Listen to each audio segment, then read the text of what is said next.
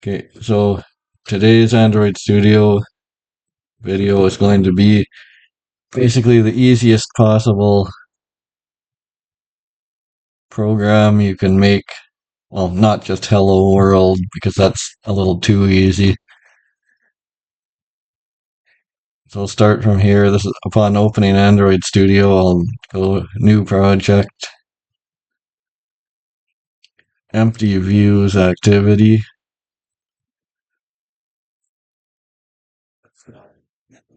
So this program is going to be a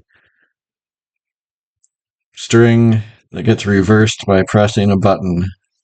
As far as that's kind of the next step beyond Hello World.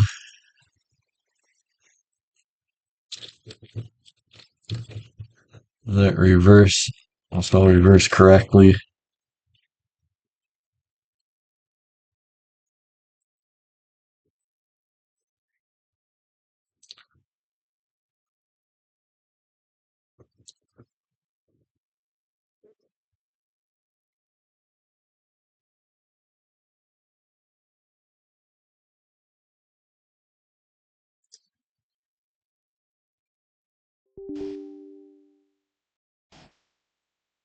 So Android Studio kind of turns that orange color to signify that it's still loading.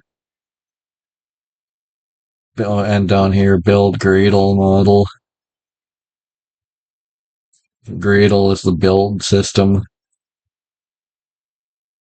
I'm not hugely an expert on Android programming any more than you are. That's kind of the point of the stream, is to see me starting from scratch and struggling.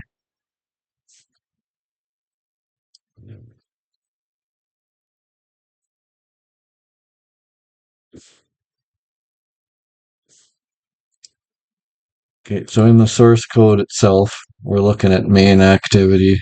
This is where we'll start coding. However, oh, this activity main.xml is where we'll start building the UI, as it were.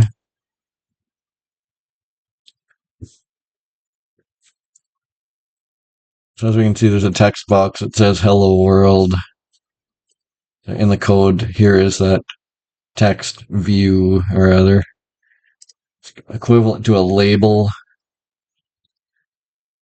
in other programming languages, frameworks.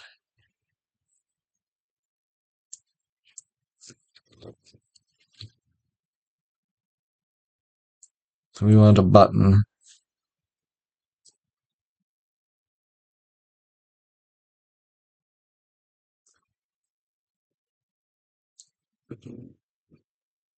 So in order to make this thing actually visible,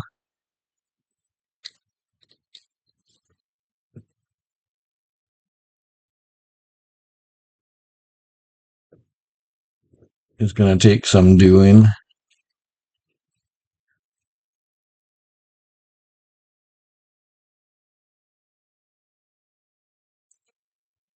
But first, we're just going to kind of copy everything from up here.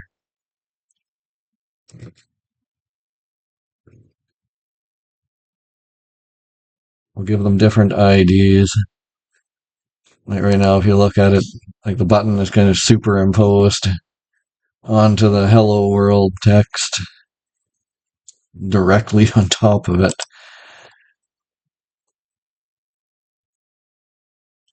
So we want the button to say reverse string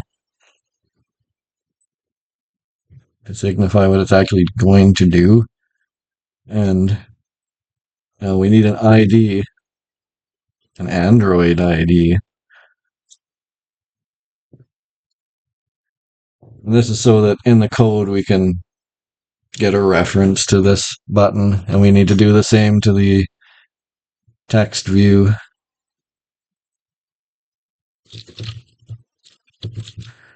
So we'll call this thing reverse button.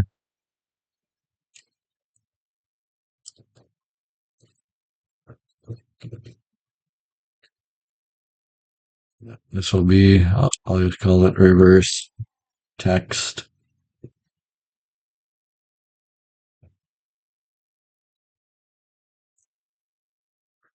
View, even if we're going to be pedantic about things.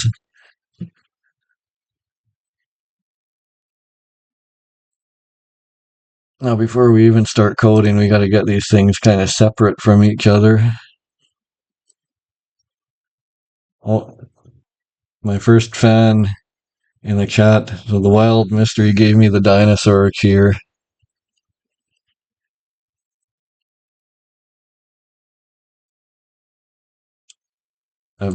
Getting a dinosaur cheer in the chat makes me want to be a better programmer.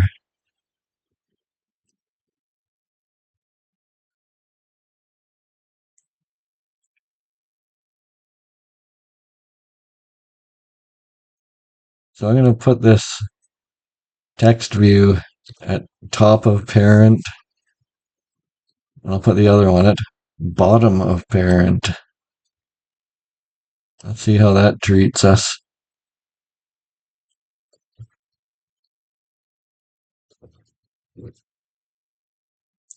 Just to give us a little, differentiating between the button and the text. Yeah, so the text is way up at the top, the button is way down at the bottom.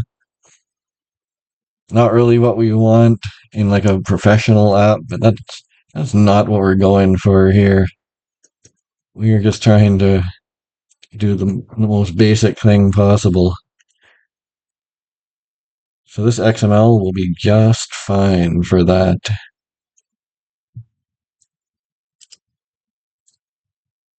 Okay, so now we need to get our references.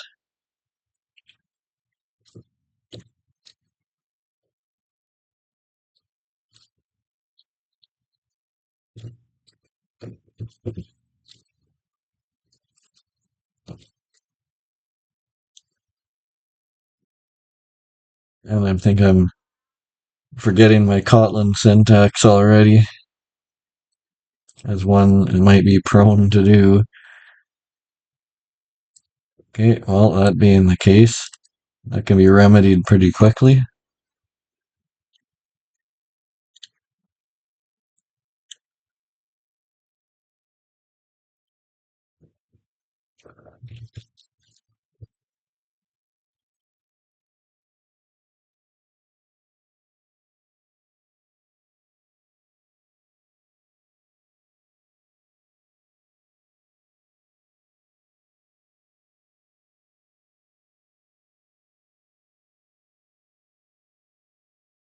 All right, var. Okay, private laid init var.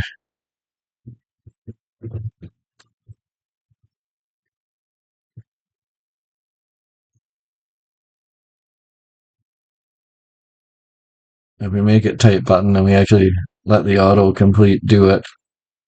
And it automatically generates the import statement up above. And that's good.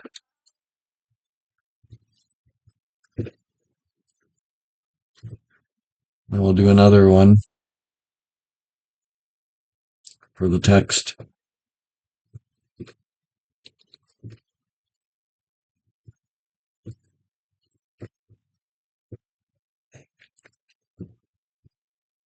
This will be a text view. That code for importing got automatically generated at the top as well. Boy, is that nice. Don't have to remember what libraries or imports to do on your own.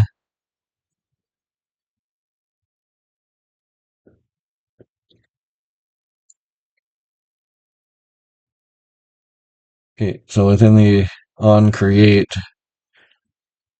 we're going to get our references to these things. So first the button. So find view by ID.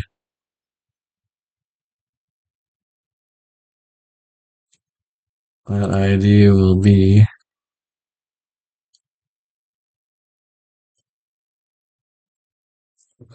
r dot id dot reverse text button.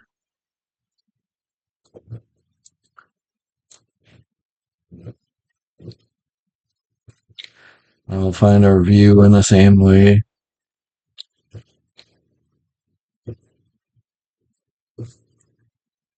There, so now we got our references.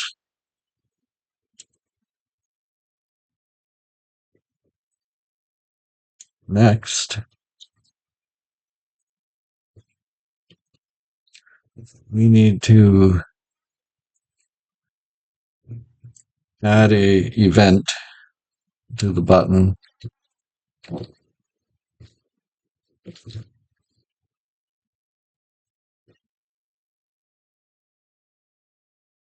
Set on click listener. This is a lambda function which takes no parameter. You can make it take a parameter, and I think that parameter is a view. But for now, we just want to make it do something.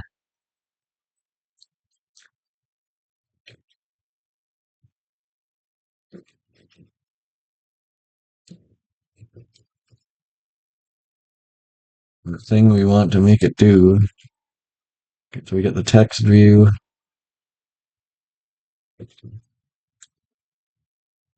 Set text.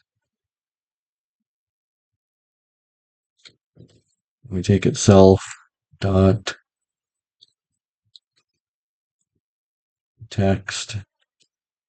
That's probably not going to work because it takes something that's more like a string. So we will toString that guy.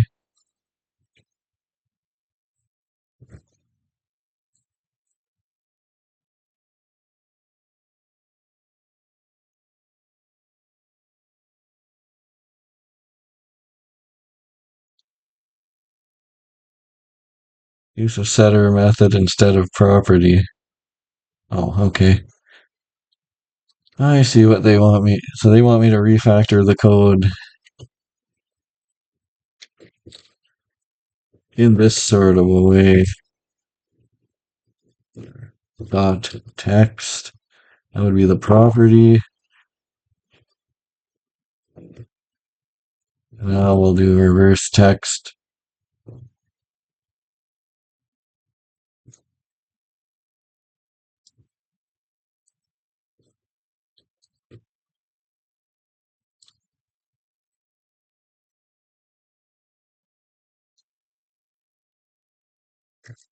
I think that's actually a member function of string. Reverse duh.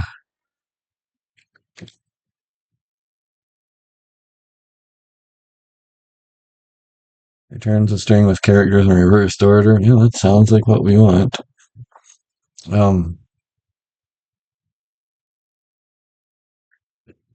So we haven't done anything fancy. We haven't created any new classes. Just got references to the UI elements that we have and made it do something very simple. Let's see if it works. So I'll use one of these virtual devices and I'll try to run it on my real tablet.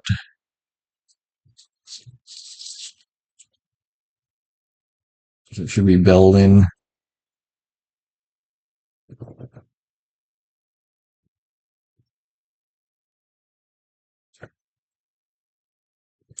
It's going to be a ridiculous looking app.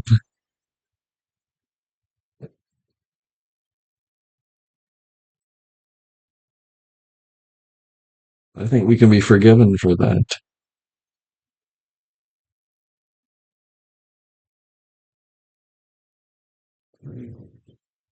Oh, yeah, good. Oh, okay, it's taking a while to boot up the virtual phone.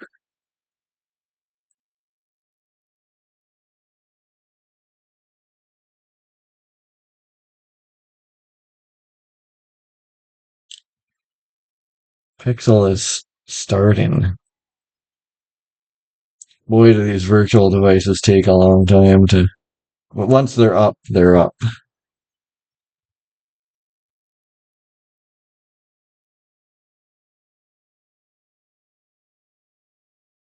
Okay, so there we've got Hello World up at the top there.